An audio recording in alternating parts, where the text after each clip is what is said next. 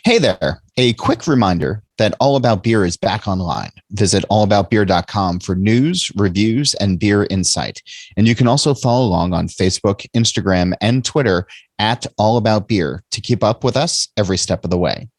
And if you want to help bring original journalism to the beer space, we have a Patreon that goes directly to writers, photographers, illustrators, and editors, starting at just $5 a month. And there's also a pro tier for all of you professional brewers and industry businesses out there. Visit patreon.com/allaboutbeer to learn more.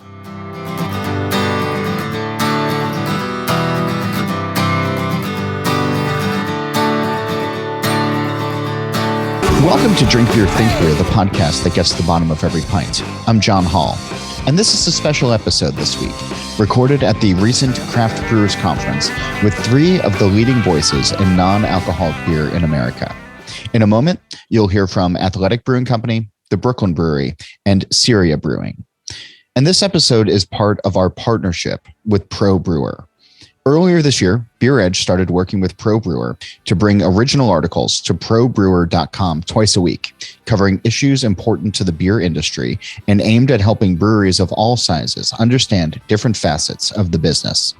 So check out our articles on probrewer.com every Tuesday and Thursday, and visit the site daily for other original content and to stay connected with the beer industry. And of course, we're able to bring you this show each week thanks to the companies that want to support journalism in the beer space. You can help us too. Learn more by emailing sponsor@beeredge.com. And don't forget to visit beeredge.com to sign up for the newsletter, to catch up with the Beer Edge podcast, and to check out our merch page, which is filled with This Week in Rauch Beer gear, as well as Defend Pilsner mugs. And a reminder that the Craft Brewery Cookbook is now on sale wherever you get your books. Packed with recipes and stories from some of the best breweries in the country, this cookbook has all of your beer and food pairing needs covered in a fresh and inventive way. It's published by Princeton Architectural Press, so get your copy today wherever books are sold. In a testament to how quickly the beer industry can change, it's hard to imagine, even just a few years ago, that a panel or podcast like this would be taking place. But as the beer industry matures, there's a tilt towards health and wellness, and the rise of non-alcoholic beer in the craft space cannot be ignored. And it shouldn't be ignored. What you're about to hear was held in a seminar room at the 2022 Craft Brewers Conference in Minneapolis. It's an expert panel that is pushing the boundaries of non-alcoholic beer in taste, innovation, and positive public perception. So in a moment, you'll hear from Garrett Oliver. He's the brewmaster of the Brooklyn Brewery, the author of The Brewmaster's Table, and the editor-in-chief of the Oxford Companion to Beer. He's joined by Bill Shufelt, who is the co-founder and CEO of Athletic Brewing Company. And they're joined by Keith Villa. He's the brewmaster and co-founder at Syria Beverages Company. The audio is captured by Erik Eidem, who had a microphone and camera set up in the seminar room. So while there aren't individual mics, it will hopefully give you the sensation that you were in the room with everyone else. Here's our conversation. I want to start with you because when I think about your brewing career, how you've honored tradition, how you have innovated in a lot of space. I think about your cocktail beer program a couple of years ago, where you're trying to make beers that were inspired by your deft use of barrels and wood. Is NA a different challenge, unlike what you've faced in the past? Well, it is a different challenge. It's a technical challenge. It's also, I would say, a philosophical and emotional challenge. So I think, I come at this from maybe a different direction than a lot of people, and I'll be, clear about it. I believe in alcohol. I really believe in alcohol. I believe in it the same way I believe in fat and salt, which are things that, if not taken in moderation, will kill you. If I don't eat non-fat things, I don't eschew salt, but you got to be careful. You eat a whole big bag of potato chips every day, and you eat, bags of French fries, and you eat a stick of butter, you're going to die. Same thing with alcohol, and these things can enhance your life or they can destroy you. So I think of them that way, and And to me, you know, I love fermentation and I love what alcohol can do in your life. However, you know, when we got to this, we were coming from a different background, I think, than everybody else here. We were looking at our European markets, where there was a very different outlook towards NA beer. Now, people may not know this, but outside of the Brooklyn, the New York City area, the biggest market for Brooklyn brewery today is France, followed closely by Sweden and the UK. So we sell beer in 35 countries, and a lot of these countries do not have the same attitude towards alcohol and NA beer that we do. So and so this is the first time we actually did a market study. You know, we never done like a really big market study. Our European partners asked us to do this, and what we discovered was that the main word that was associated among Americans with NA beer was disappointment. And so we looked at the opportunity in Europe, and we saw that it was a completely different attitude in Europe. You know, you saw somebody drinking a traditional NA beer in the United States, you said to yourself, well, this person has a drinking problem. This is what it meant, period. In Europe, it might mean that you plan to go hiking in the morning, or that you had a regular beer and that you would just kind of switch back and forth. And so there was a completely different meaning behind it, and we thought that if we could do this well, that we would actually present the European drinkers with a different kind of NA beer with a different flavor set. And for me, despite the fact that I believe in alcohol, this was a very interesting challenge. Now, I told the people we were working with that I was the last person on earth who was going to have any interest whatsoever in consuming this product. I was very, very clear. I was also incorrect. And during the pandemic, I definitely learned that there was a great utility to having non-alcoholic beer in the house, and it's actually been fun to try to chase this rabbit, you know. That sort of brings me to a question I wanted to ask Keith, because you were responsible for one of the best-known beer brands in the U.S. in Blue Moon, which had broad consumer appeal. There were craft drinkers, non-craft drinkers, but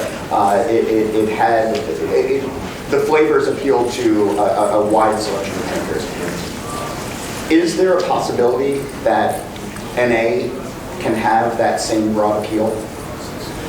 Of course, yeah. It's the thing we've got to do is really educate both retailers and consumers, because a lot of people really associate non-alcoholic beer with O'Doul's. And it's, as you go through the market, a lot of folks are, I guess kudos to Anheuser-Busch for being so good at marketing, but when you go out and talk to people about non-alcoholic beer, they think, like Garrett said, you're either pregnant if you're a female, or you're a recovering alcoholic, or you're on medication or something. But once they find out that practically any style of beer can be reproduced without alcohol, it still tastes pretty good, that's when you start to find believers in the category. So, and it's not just a fad that's going to go away. It's a lifestyle. It's a trend that's here to stay. And so I believe strongly in it, and I think it's something that consumers are now going to have an option when they want to pace themselves on a Friday night, or if they're sober curious and they want to find out what it's like to go out with friends and experience a nice weekend partying and dancing, having fun without alcohol. I mean, a lot of young people in the older days used to. This is my 40th year of brewing. I started in 1982. So in the old days, a lot of people would be buzzed or drunk when they went out. Nowadays, people are much more educated, much more wiser, smarter about going out. And people want to know what it's like to do that with a sound state of mind. Wake up in the morning without a hangover. So it is. I think everything is coming together, and it's going to be a whole new era for the drinker. It gives them a lot of options. Bill, you've connected, I think, through Athletic with NA consumers really well.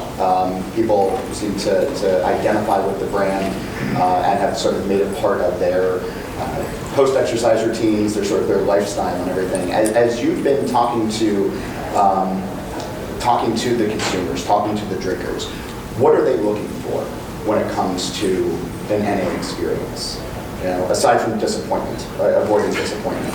Yeah, I'm really just honored to be up here with two absolute legends in craft beer, Garrett and Keith, and like the work they have done out in front of all of us currently in the industry now. Like, I can't imagine how many people's first craft beer was either Blue Moon or Brooklyn, or like Brooklyn was the whole New York City craft beer scene for so long. So super cool. Excited to be up here.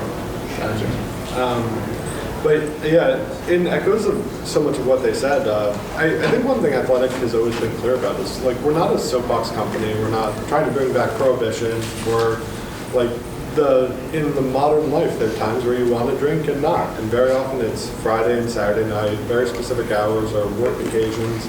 But even some of those occasions you do or don't want to be drinking, or you might be, as Garrett said, just like swapping occasions in the same occasion.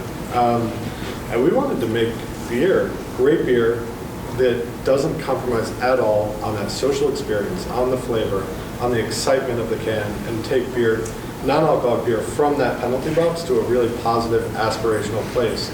So that it wasn't something you had the label turned in your hand or poured in a glass before anyone in your group saw it. It was something you had the label out and you were hoping people asked you about. And you were like, you've got to try this. Look what I found. It's amazing. And they talk about it and it spreads. And something I've heard Brooklyn say a lot is like the 6-pack test in your fridge.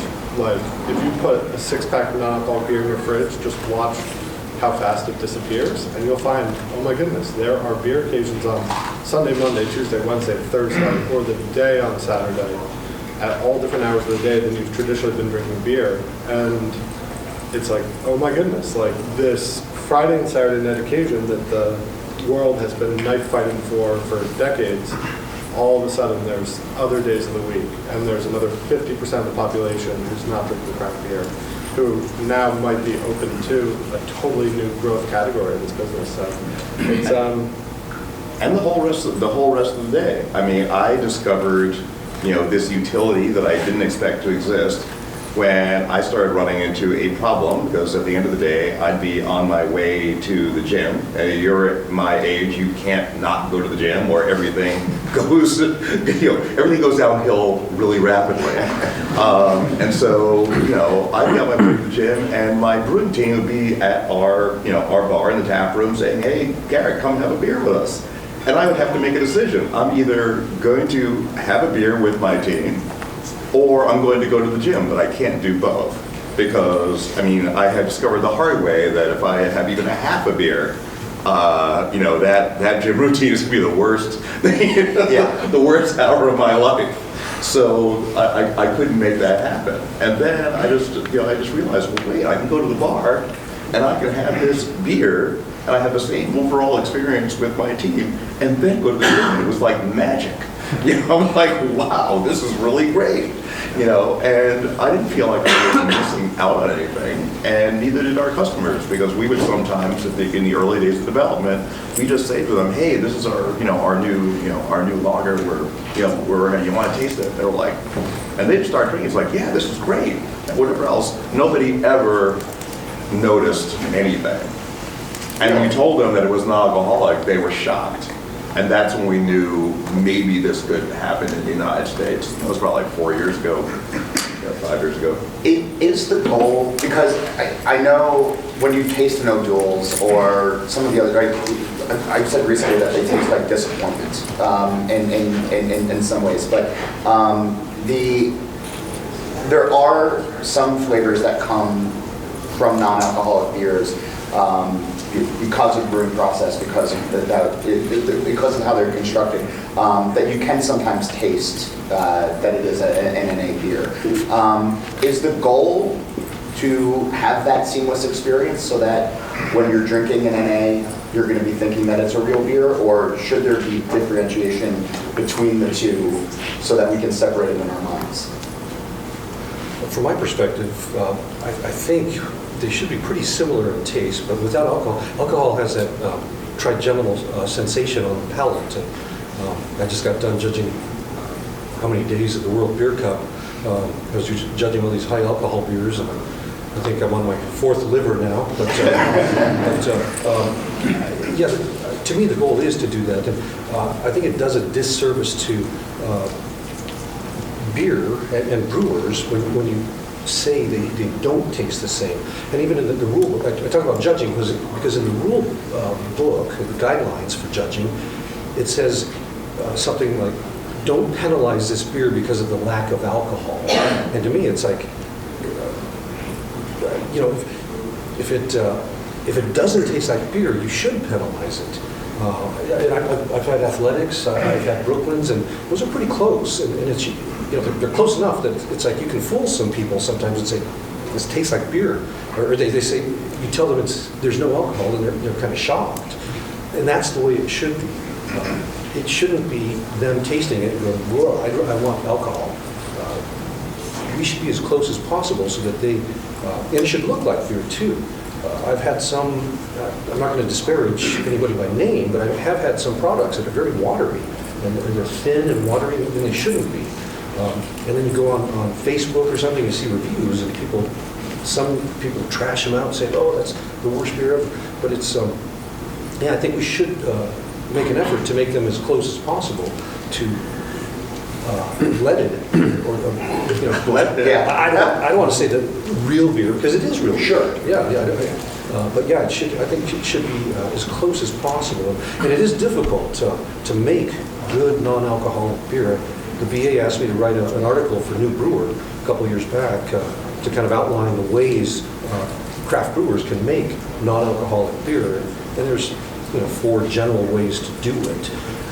But in those ways, you have to innovate. Like all of us in this room are craft brewers, and most of us are, and all of us are innovative. And you could take those 4 ways and innovate on each one if you want, depending on how much capital you have. But you can make decent tasting non-alcoholic beer. And to me, there's just really no excuse to come up with something that's thin, watery, when it should have body, it should have a head on it that lasts for as long as the style dictates.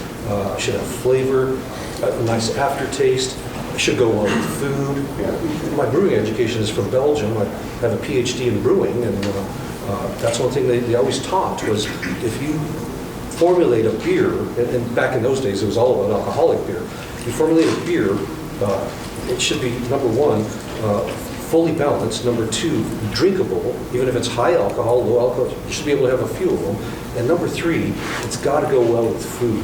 And if that applies to the alcoholic beer world, it should apply to the NA world. I think it's important to also notice that this is in a certain way, this is an old trade. I mean, when you look at the history of food products, including drinks, when chili peppers first got into Europe, one of the main things people would do with it is take a 3% beer, put a tiny little pinch of this in it, and sell it as an 8% beer.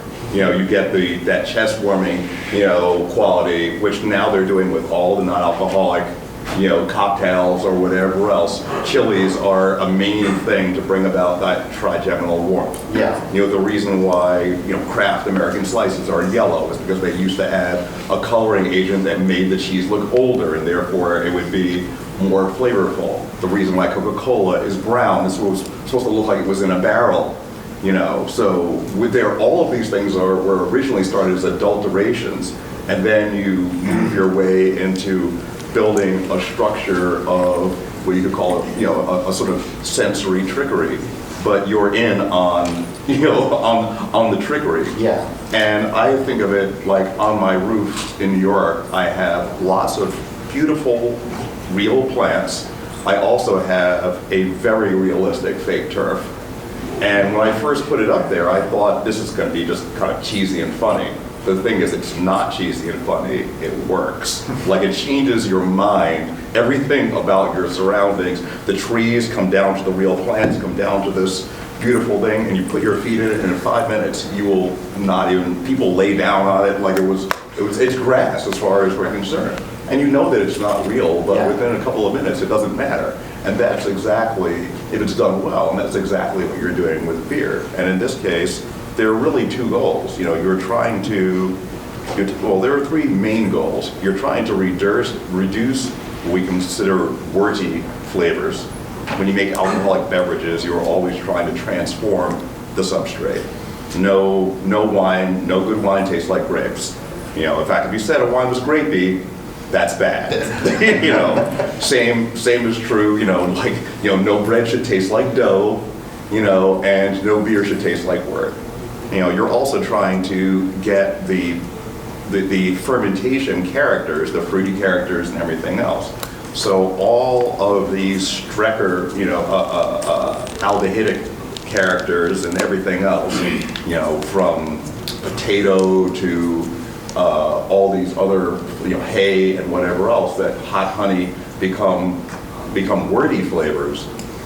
The consumer doesn't know that, that it tastes like wort. They just know that it doesn't taste good. Right. And it doesn't taste like beer. You're trying to reduce those, you're trying to bring out the stuff that you would normally get in a fermentation, and you're trying to achieve body and drinkability, as Keith said. And if you can do those things very convincingly through balance and any number of these processes I'm talking about, then you can achieve this kind of mental trickery where everything falls into place and the fact that it has no alcohol disappears for you. How many different beers does Athletic have at this point on the market? So I think last year we launched 48 beers total. But the great thing about non-alcoholic beer is, just like a real-world tap room, you can do an e-commerce tap room, essentially, yeah, where we trial things at very small scale, find out what sells, what works, and then we bring a very tried and true lineup to retail. And so our retail lineup almost never changes unless there's a huge... What are the styles that are leading the business right now? We generally bring our most highly awarded, most popular, best-selling beers to retail. Our classic Run Wild IPA is our #1 seller. It's a very approachable West Coast, more traditional IPA, and then as well more modern New England hazy IPA called Pre-Wave. But then recently, and Upside Down's been our very popular Golden Ale. It's our number 2/3 beer the whole time.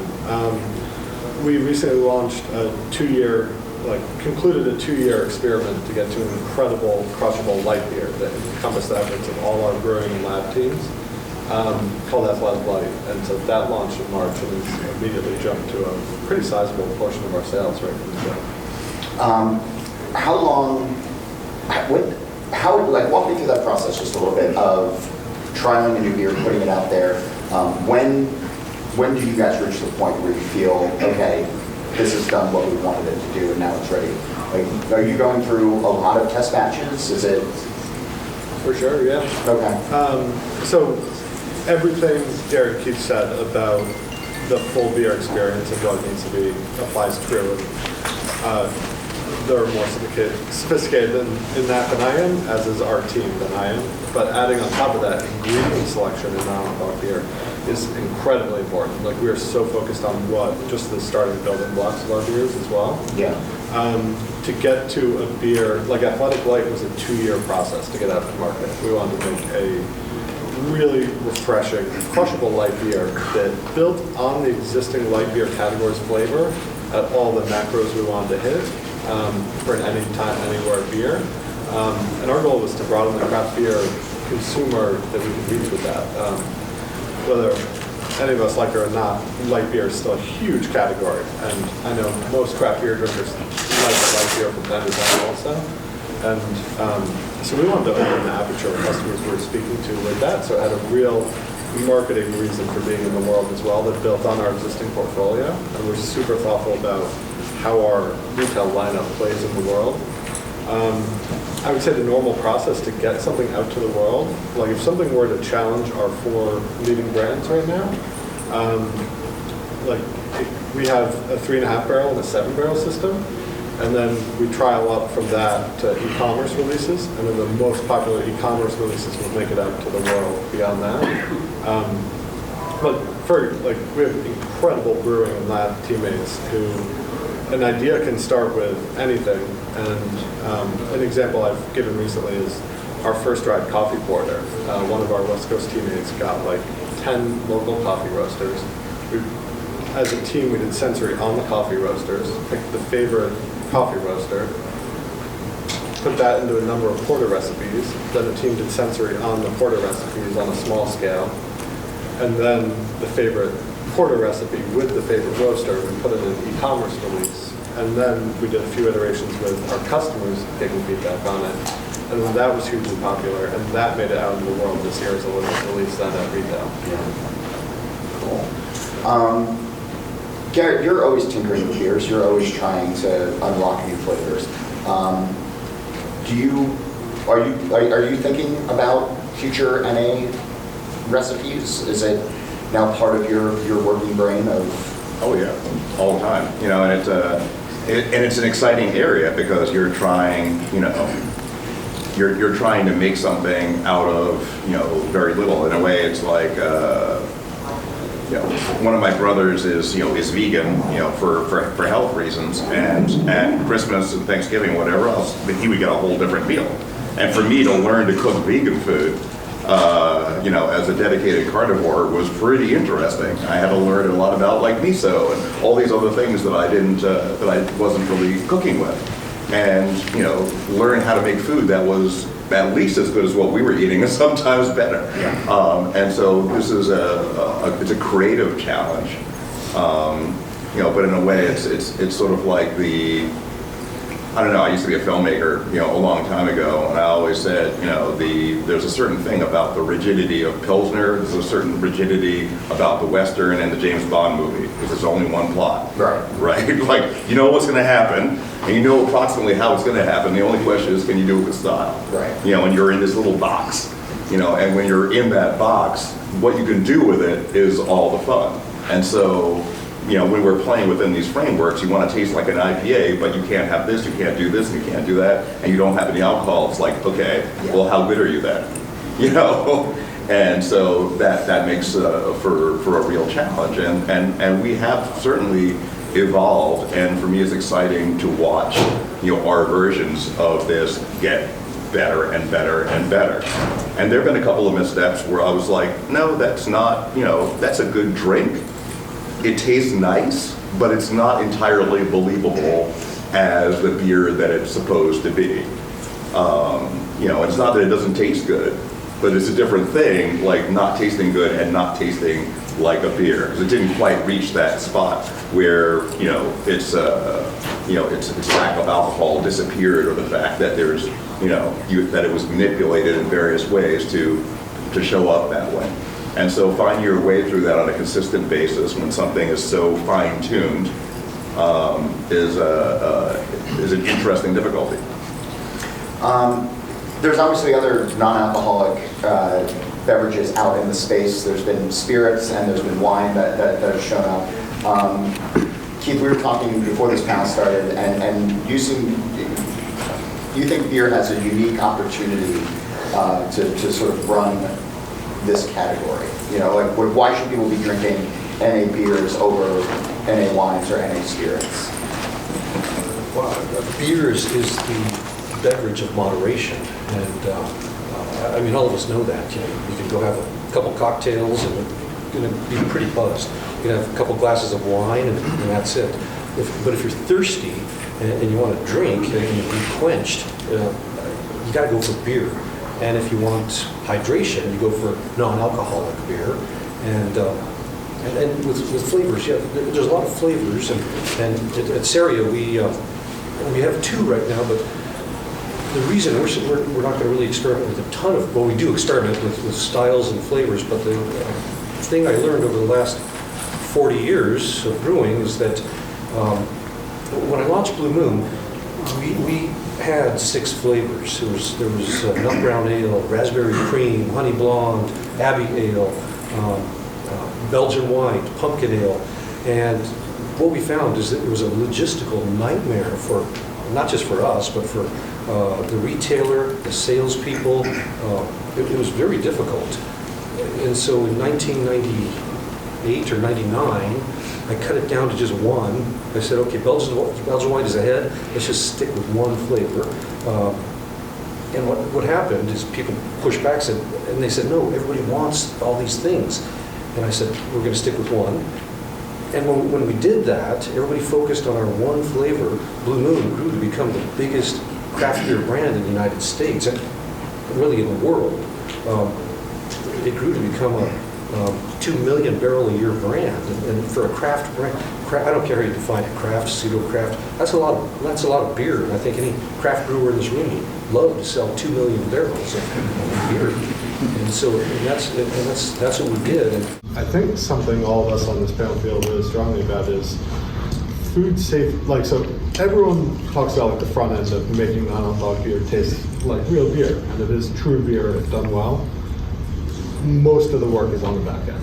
It's how does that go from a fermenter all the way through the bright tanks, the filtration, the packaging, and then last a year out in the world and be safe for sensitive populations and stand up to what you put on the label.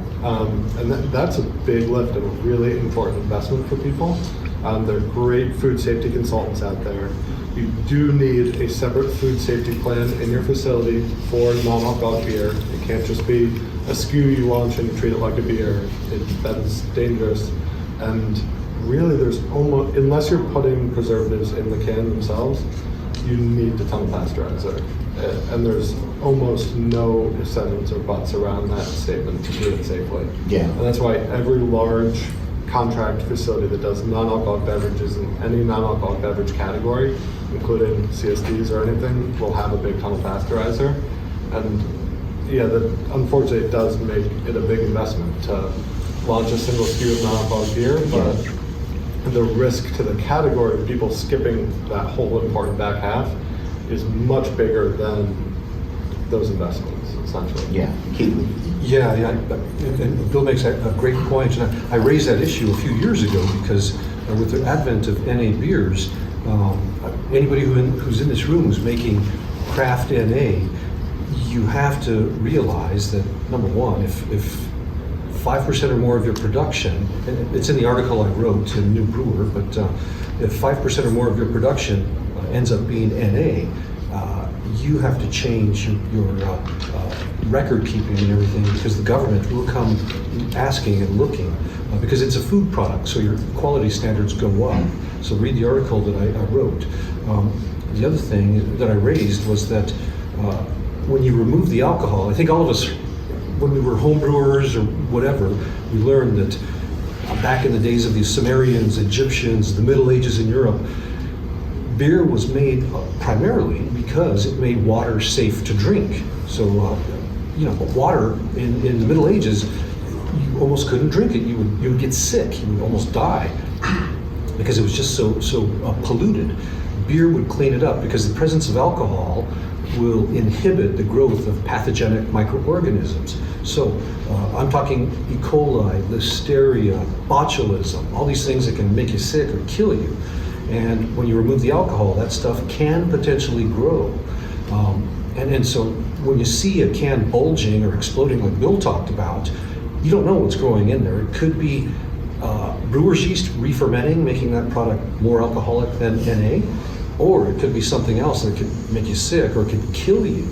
And so I raised that issue and said, okay, Bob Pease and Chuck and BA, we've got to do something because right now, if you go in the marketplace, some craft brewers are just saying, they put on their label, please keep cold, keep refrigerated. And that's like, to me, that's code for saying, this has not been pasteurized, be careful. And that's dangerous because, again, the last thing we need in this category is for somebody, a craft brewer, to make a product that accidentally got infected with a pathogen and make somebody sick or kill them. And I emphasize kill them because lawyers are you can't believe how hungry, you probably do believe how hungry lawyers are. They sniff this stuff out, and if you put something out that kills somebody, they will go up and down the food chain to try to get money out of your brewery, the retailer who sold your product, the distributor who distributed your product. I mean, and it sets up the whole category up for some really hard times. And so you've got to be careful with what you put out in the marketplace, because again, we don't want to hurt anybody. These are our customers. We want repeat customers. We don't want to kill them. Well, NA is basically, in a way that we're not allowed to make health claims. NA is a health claim, right? I mean, for a lot of people, that's why they're here. And if it's not true, you've basically fundamentally lied to them about what your product is. Now we sell, like I said, we sell actually slightly more than 50% of our beer overseas. We can't get away with that in the first place because they test every single batch. You send a batch to Sweden and it's supposed to be under 0.5, and at 0.51, you are finished. Like finished. They don't want to hear nothing. There's like, you take this back and like maybe we'll see you in a year, but like you're out. You cannot mess around. Yeah, you can. They also test. They can test for whether or not a product has been pasteurized. So there are tests for almost everything out there, and so you can't fool the regulatory agencies, because they will figure out if you're doing things correctly or not. And I go back to the story of Odwalla juice, which I don't know if anybody heard of Odwalla, but in the 90s, I remember they were producing juices in packages, and they wouldn't pasteurize because they said, oh, it ruins the flavor of the juice and it ruins the natural vitamins that are in the juice. And that was their sales spiel. And it's like, but not to the kids. Exactly. And so what happened was they were selling their juice, and every once in a while they'd have an outbreak of Listeria or E. coli, and they'd pull it back and say, oh, we're okay. But eventually a batch got out, and it happened to make, it was like 60-something people sick. It was infected with E. coli. And it made about 60-something people sick, and it killed a young girl. So it's like, and then they pasteurized after that. But it's like, by then it's too late. And so that's why I'm saying that we have to get ahead of this problem, because in this room, there's probably a few craft brewers who are making non-alcoholic product that could potentially make somebody sick. And like Bill said, you've got to pasteurize. Tunnel is really the only way. You can't, some people say, well, I flash pasteurize. You can't flash and then put it in a package, because as brewers, all of us know that the majority of contamination occurs at that filler. You can put sterile beer into a tank, that's fine. Your tank might be really clean, but by the time you get to the filler, that's where most of the infection happens. So flash will not cure it. And you can put preservatives in, that could work, but again, people look at labels, you've got to label that. Velcorin is another thing that some people may use. That's tricky, because that will work in low pH products like a sour, but if you're making beers at that pH where Velcorin is tricky, it may or may not work. And by the way, one of the breakdown products is methanol. Small amounts, but it's methanol. And I know in California, a lot of food safety people try to search out those products made with Velcorin or preserved with Velcorin, and they say do not drink those because of the methanol. And it is minuscule, and it's allowed by the government, but nonetheless, nobody wants to drink methanol. A lot of people don't realize your average Tropicana, whatever else, orange juice on the shelf is 0.3, 0.4% alcohol. Almost all fruit juices have alcohol in them because they start fermenting basically as soon as they're being processed, and unless they went through a process to remove the alcohol, then you from the time you were a little kid, you were drinking 0.3 alcohol orange juice. That's a part of the biology of life. When you get to 0.0, you're at a different extraordinary level than is provided, within nature, because you're not going to within nature achieve that. But, and I laughed earlier. I didn't know about that particular Odwalla. I was talking about, the situations where the fruit juices were getting out there and they had a few percent alcohol, and there were lawsuits which were successful, saying that you sold 3%. And this is going to happen within the kombucha space, because it's the Wild West out there. you know, and everybody's lying. You know, everybody's lying. You know, it's like about their like the probiotics. We got this, we got that. You know, this is low. It's like almost all of it. You know, it's like fish. When they say like, you know, the fish that's on your plate, one, didn't come from where they said it came from, and two, it is not that fish. Right. You know, it's like there's like 25%. It's like that's not red snapper, and it's not from you know wherever. Like nothing here is true, and that's true in the kombucha space. It's true in a lot of these kind of health claim wellness spaces. Yeah. And you know, eventually people are going to get clipped. You know, and I'm not interested, and we're not interested in getting clipped along with, you know, folks who aren't, you know, playing by the rules. The great thing about for us starting in Europe was that like we had to come correct, you know, from day one anyway, because they call you on. They're doing all their taxes and everything else are based on, you know, your percentage of alcohol. You have a completely different tax base, which is true in the United States as well.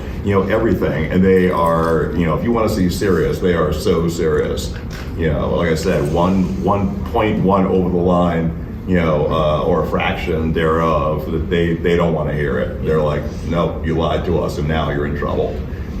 Hey, I'm sorry, go ahead. I just want to really quickly underline is like probably the single most important takeaway in this is that like non-alcoholic beer is not possible without tunnel pasteurization to be safe. It's almost not possible, and in every breath we take there are thousands of yeasts and bacteria and everything, and even if it's for a split second at the canning line, those cans are bouncing down without a lid, or even if it's a second, thousands of yeast and bacteria are now in that can as it goes out into the world. So, Which is inevitably a sugar liquid, unprotected, you know, by alcohol, you're done. And all you need is one cell, and that's there's thousands, but all you need is one to start growing. Question back there? Yeah.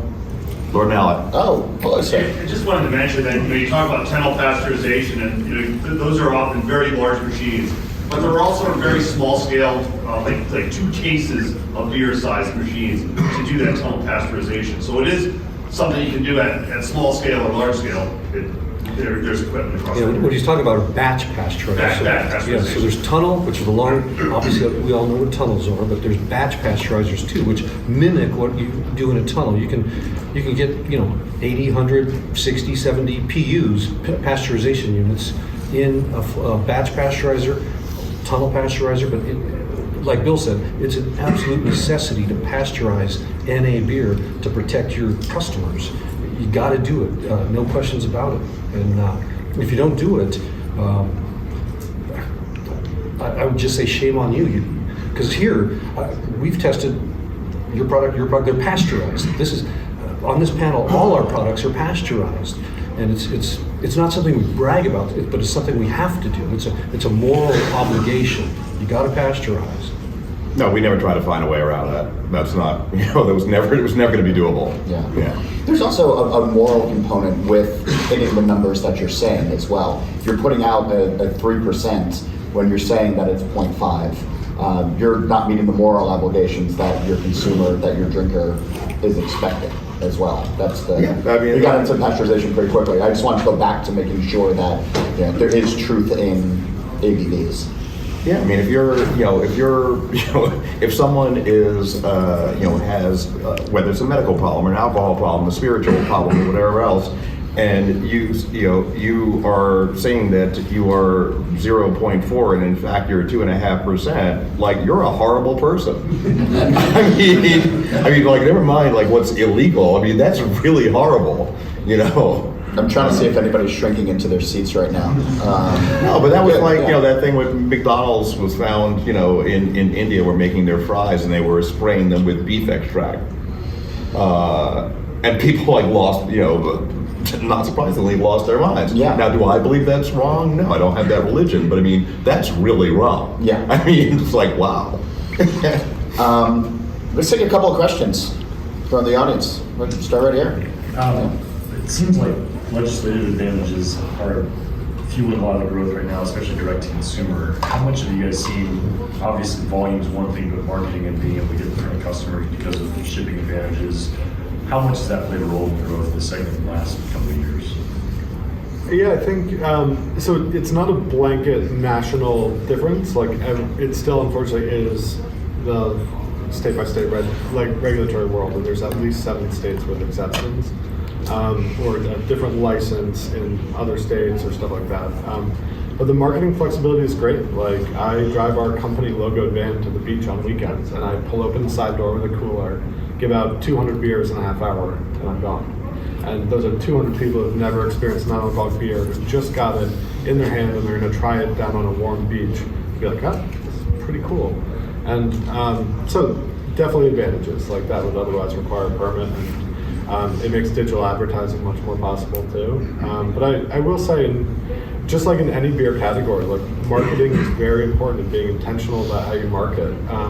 I think just broader craft beer in general, like, if you walk down the beer and beyond beer set these days, every category in beer in there, pretty much outside of craft, is doing a lot of marketing. I think craft beer is mostly competing on the shelf rather than out in the world to drive people to that shelf. And so you have to be really intentional about marketing and how you're going to bring people to your brand, no matter where you're selling it. So there have been a lot of brands that have launched along the three of ours who aren't growing the same way or aren't on the retail shelf too. So in your ROI calculus, it should be how I'm going to make it, what the investment in equipment is, what teammates are going to work on this. Like, on our team at Athletic, we have like at least 10 amazing lab professionals, and now we have about 6 regulatory compliance professionals. And so that's a huge investment. We have a real food safety plan. And then obviously food safety equipment as well. But beyond those investments, how are you going to market your non-alcoholic beer to get over the education hurdles, bring people to the shelf and everything? So it's there were a lot of seltzers launched in the past 3 years, and it's no surprise that Truly and White Claw are still keeping their market share because they are spending on marketing and driving new people to their shelf every day. So marketing in whatever form, like there's like money marketing and then there's time marketing, like I just referenced, but like it's a time resource calculation on my part to show up at the beach with a van and meet 200 people for sure. So. And I think it's the first brand that we built from the ground up, you know, that, because we had to, I mean, with our tagline, which was do more, you know, and that spoke to, you know, not talking about disappointment, but that this was a casual decision, you know, or could be a casual decision that you just wanted to do more, whatever it was. Like you wanted to get up in the morning and go for a run. You wanted to, you know, drive to wherever you were going, whatever do more was going to mean for you. You know, you weren't going to be all groggy in the afternoon after having had a glass of wine or a beer. You're going to have, you know, a beer with your sandwich and get on with your day, whatever it was going to be. But we had never done anything like that where we basically built the brand. The name Special Effects, and I had to give that name up, and I handed it over. Special Effects was originally the name of our special barrel aging program, you know, of all these strong beers. And we're sitting there going through, and I'm like, which I thought was the coolest name, right? And I'm going through all these things, we're trying to come up with a name for it. I'm like, all right, I got the name. And you know, and I'm like, what? I got to hand over Special Effects. Because it's like, Special Effects is a great name. It's like, the special effect is that there are no effects. Yeah. You know, it's like, you know, it works. It's like a triple entendre. I'm like, oh man, I kind of handed it over, but it was too good. Yeah. I want to get back to direct to consumer. Yeah. One of the things you have to be aware of with direct to consumer, with the NA world, that a lot of people we suffer with, is the fact that when you're going direct to consumer and shipping, products freeze because there's no alcohol, and it's nobody really talks about it, and but that's one of the things you just have to deal with in the wintertime. It happened to us 2 weeks ago.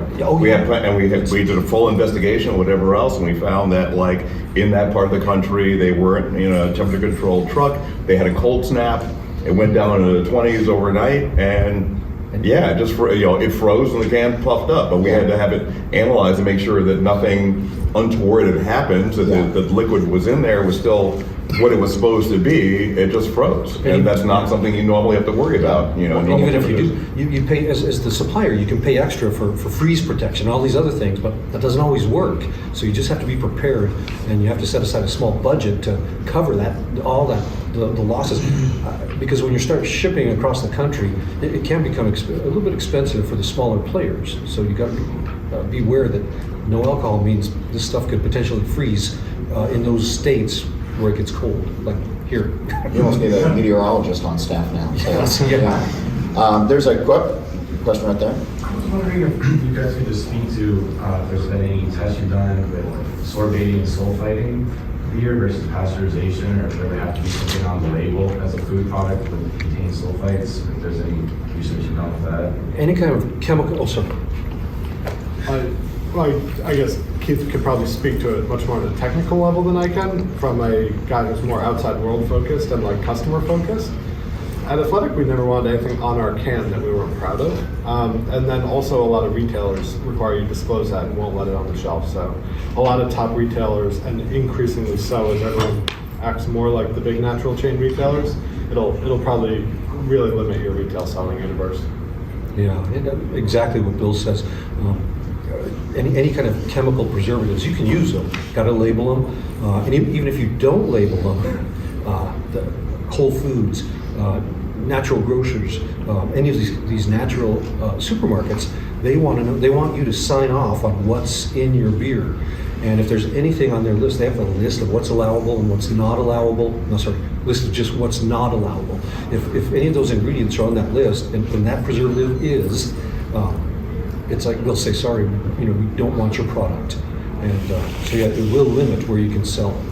Very much so for us, and in Europe as well. We never considered those things, and even that's kind of, I think every brewery has a religion, and your religion will be challenged as it will be in real life. And part of our religion was like, that's not something that we want, that we want on any of our products. Even years ago, 10, 15 years ago, it was, before you had all these great purees and stuff that were sterile, that were sterile packed. I remember looking for lemon juice with no preservatives, and it was almost impossible. I had to buy organic lemon juice from Sicily. That was very, very expensive in order to make this beer, because every single processor had some kind of preservative in it, usually an antioxidant of some sort. That no, that's not what we're doing. We had another question. How about right there? We're seeing Gen Z kind of lead the way in the sober, curious lifestyle and really dip out of drinking. But we're also seeing Gen Z not really enter the craft beer market. Have you put any thought into how the NA beer market can really reach Gen Z? I guess kind of what I was saying before. Also, like, we heard that stat, all of us on stage the other day from Bart, that the craft beer audience is aged 1.5 years over, I'm not sure what time frame. I do think part of it is just the lack of overall marketing craft beer is doing. So people who know about craft beer, and they're competing on the shelf, but like, what are we all doing to speak to 20-somethings and drive them to the craft beer shelf? And where are we meeting them in the world? That I think should be a question across ABV we should all be asking ourselves. Like, craft beer needs to really step up marketing and drive new people to awareness, and those charts that have been going down could start to level back up as we drive more people to the shelf. But there are natural trends of mindfulness and wellness. I think those are more occasion adders. Like, if I had to say my personal opinion, I think those are more occasion adders to the weekdays and occasions when non-alcoholic beer is consumed. The world is a stressful place, and I don't think anyone is calling the end to alcohol consumption or anything. But Well, I'll give you one just very quick example. I did a thing, more than 10 years ago, where it was Gourmet Magazine, so maybe it was 15 years ago, and I was putting on a demo, and the person before me, she had a thing where she was demonstrating through different spicing and acid additions, whatever else, how to make all sorts of foods work with all kinds of wines. And she worked for Robert Mondavi. And what she said was, we have a team at Robert Mondavi of 20 chefs, and all we do is work on recipes that make Mondavi wines taste great. On any given day in the United States, there'll be 50, 60, 70 Mondavi wine dinners across the country. And they have 20 people working on food pairing, how to salt and how to spice things so that all their stuff tastes great. If you want to understand why we are losing, to these guys, to cocktails and to the wine people, that's how hard they are working on real life. What people actually want, what matters to them. Does it taste good in the way, and does it work for me in the way that I'm actually living? We do almost nothing. I mean, compared to these people. I'm not saying we're Robert Mondavi, that we have this money, but if you even cut it down, almost no brewery in this room has one person who does that generally. Maybe one or two of you do. But we're not taking it seriously. We're not taking people's lives seriously. And I think part of what NA Beer is about is taking people's lives seriously. How do people actually live? Are you going to have a beer at noon on Thursday? Really? Is that going to be fine for you? Then how are you going to show up, in this person's life and do something for them? And the wine people are all over it. They are so serious. And so are the cocktail people. That's why you go into every great cocktail bar in the world and there is a non-alcoholic cocktail program, which is just as serious, as the alcoholic cocktail program. Those people do not mess around.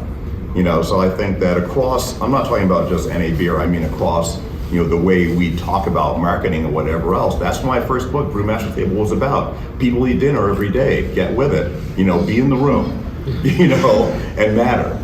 As we've started to see laws change where marijuana is now becoming legal for personal use in a lot of states, is there a potential for a synergy to exist between marijuana and NA beer in a way that... I know. I wrote the book on it, but I'll go back to the Gen Z question. You said why sales are going down, and I think that was a great segue to this because younger people, especially Gen Z, Gen X, you name it. Younger people now have more options if they want to avoid alcohol because there's so many. I have a 24-year-old daughter and a 28-year-old daughter, and an 18-year-old son. So they're in that age group where I can get cheap marketing research done. And they and their friends they almost abstain from alcohol at times, and sometimes they just stay away from it. Sometimes they use cannabis as a replacement, and so that's one thing you have to really seriously look at if you're a big beer producer or whatever, big beer guys. That's why some of them are getting into cannabis, because it provides another option for younger people to enjoy a weekend without, as my daughters would say, ruining your liver. And so, I saw statistics. More and more, you're seeing them. More than 50% of Americans think that cannabis is more healthy than alcohol. That's a scary thought to big brewers and to alcohol producers, when the majority of Americans believe that cannabis is more healthy, and alcohol is less healthy than cannabis. So and these are young. That's the Americans in general. As you get younger people and question them, that percentage goes up. Up to 70%, 80% of young people will say, "Oh, cannabis is healthy. It's a plant. Alcohol is terrible for my liver." So it's another option for young people, and that's primarily why we got into the NA business, was because if you want to make a beverage I'm a beer guy, so I wanted to make beer with cannabis, and the first thing you find out is you cannot legally sell a product with alcohol and cannabis in it, and so we said, okay, we won't. We'll make NA beer, and we'll make our cannabis water soluble and toss it in there, and of course the BA saw this huge need for it, so I wrote a book, and actually I brought it. I could give it to John to give out as a prize here if anybody. I don't know if you have I wrote this last year. It's brewing with cannabis, and I tried to make it as easy to read as possible, so anybody can go through it and read and see kind of the history of cannabis, the legalities, the marketing, the sales. I threw in some homebrew recipes with it, and but it's another option for young people, and you're going to see just more and more beverages come out with cannabis. You're going to see occasions with cannabis that used to be alcohol occasions, or maybe they're different occasions, like Bill was talking about. There's a lot of occasion-based drinking going on out there. Sometimes there are some occasions where cannabis just goes better. I mean, in this room, how many people have smoked cannabis? There you go. See, you guys, those of you who haven't, when it becomes legal in your state, I guarantee you'll probably say, well, maybe now that it's legal, I'll try it. And you try it, and first thing you do is you may smoke some, and then after that you'll say, you know what, I'm coughing with COVID, I don't want to risk my lungs. So then you go to edibles. And after edibles, you say, well, I want something more social, because at the end of the day, at a wedding or a special event, you can't toast with a gummy. You toast with a beverage. So that's why beverages just make sense to all of us. Everybody in the Western Hemisphere here, we were raised on celebrating over beverages. I don't care, if it's the new world, the old world. Beverages are what we drink and socialize with, and so it just makes sense to have this type of product, a beer beverage with cannabis. It's another option, and so we're going to see it increase, and we've been in it for 4 years now, and we're seeing it increase. We're in Colorado, California, and it's just I was going to say it's getting worse and worse, but it's getting better and better. So. Well, I also weed is just I personally don't care for THC, but weed is a cool plant.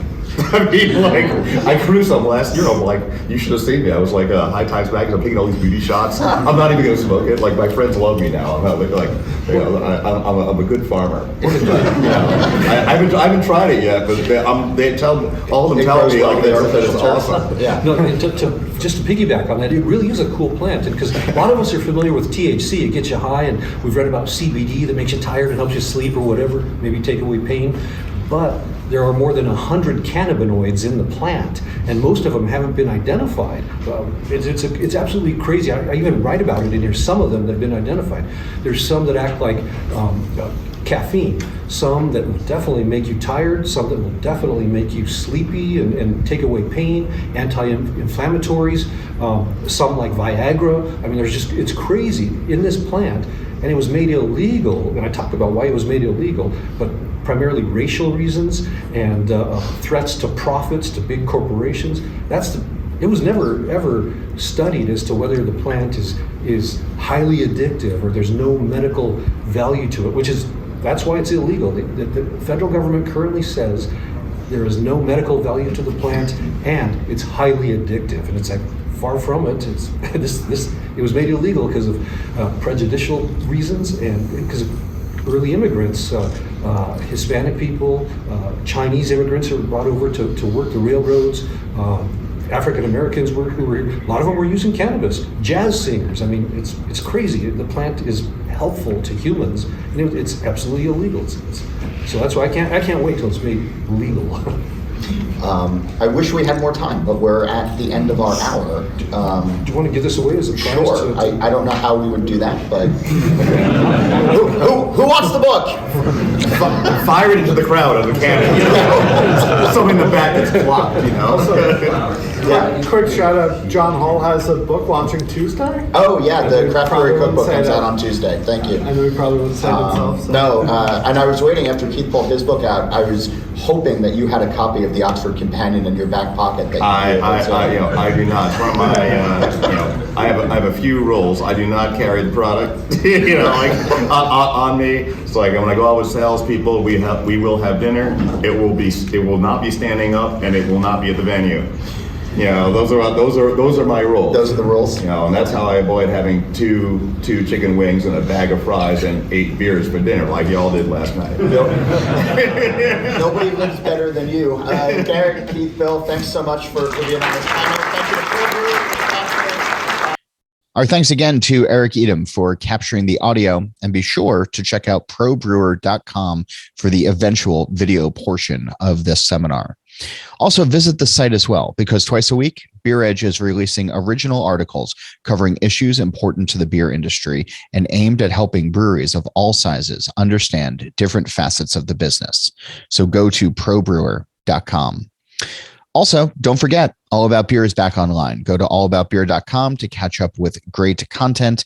And if you want to keep in touch with me, if you have questions, comments, concerns, anything else, you can always email me at johnholl, that's JOHNHOLL at beeredge.com, or you can get with me on Twitter at John_Hall. Go to beeredge.com for This Week in Rauk Beer and Defend Pilsner merch, and follow along on social media at The Beer Edge. And of course, This Week in Rauk Beer is also online. The Facebook group is easy to search, and on Twitter and Instagram, it's at TW Rauk Beer. We're able to bring you the show each week thanks to the companies that want to support independent journalism in the beer space. If you'd like to learn more about our surprisingly affordable rates, please reach out to sponsor at beeredge.com. A reminder, my new book, The Craft Brewery Cookbook, is now on sale whenever you get your books. Packed with recipes and stories from some of the best breweries in the country, this cookbook has all of your beer and food pairing needs covered in fresh and inventive ways. It's published by Princeton Architectural Press, so get your copy today wherever books are sold. Final reminder, go check out the Beer Edge podcast with Andy Crouch. Steal This Beer has new episodes every Monday, and the BYO Nano podcast comes out on the 15th of every month. And one more time, go visit allaboutbeer.com. As for this show, Nate Schweber does the music, Jeff Quinn designed our logo, and I'm John Hall. New episodes release every Wednesday, and that's when I'm going to be back again to drink beer and to think beer.